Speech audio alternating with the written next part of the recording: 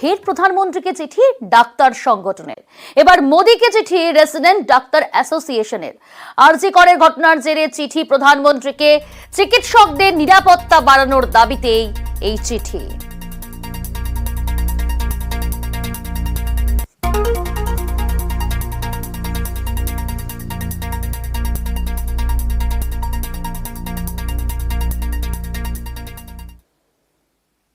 Social মিডিয়ায় বিতর্কিত post করেই গ্রেফতার কলেজ ছাত্রী।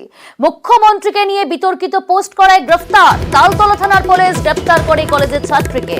বিতর্কিত পোস্ট করায় লেকটাউনের ছাত্রীকে গ্রেফতার।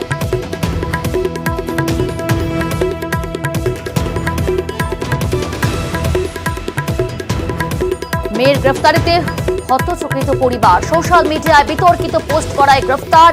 গতকাল রাতে গ্রেফতার করা হয় ওই ছাত্রীকে। ঘটনার জন্য দুঃখ প্রকাশ করে ক্ষমা চায় পরিবার। ভুল বুঝতে পেরে এই পোস্ট ডিলিট করা হয় বলে জানায় তার পরিবার।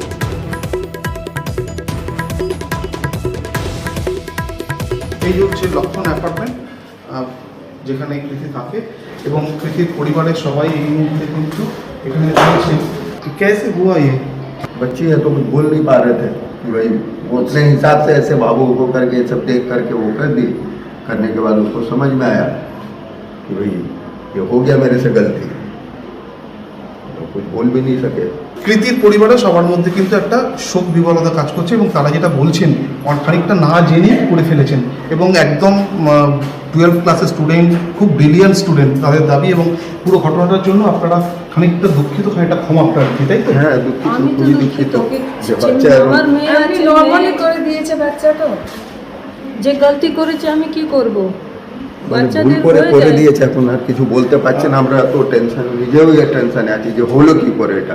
এরপর এলেও ওকে বোঝাবেন আপনি? নিশ্চয়ই বলবো না কেন, তো আমরা তো এখন থেকে বলছে আমি করবে না, ও নিজেই বলছে ভুল হয়েছে, সব ডিলিট করে দিয়েছে কি আমি কোনোদিন করবে না, আমার থেকে ভুল হয়েছে আমি কি করব। কৃতির পরিবারের পক্ষ থেকে ইতিমধ্যে আইনজীবীদের সঙ্গে যোগাযোগ করা হয়েছে এবং কৃতির পরিবারের তরফ থেকে তার মা, তার মামা যেটা বলছেন যে পুরো ঘটনার জন্য তারা ক্ষমা প্রার্থী। দেখা যাক আগে কি হয়। ক্যামেরায় সঞ্জয় মণ্ডলের সঙ্গে পারাদীপ ঘোষ, নিউজ 18 বাংলা, কলকাতা।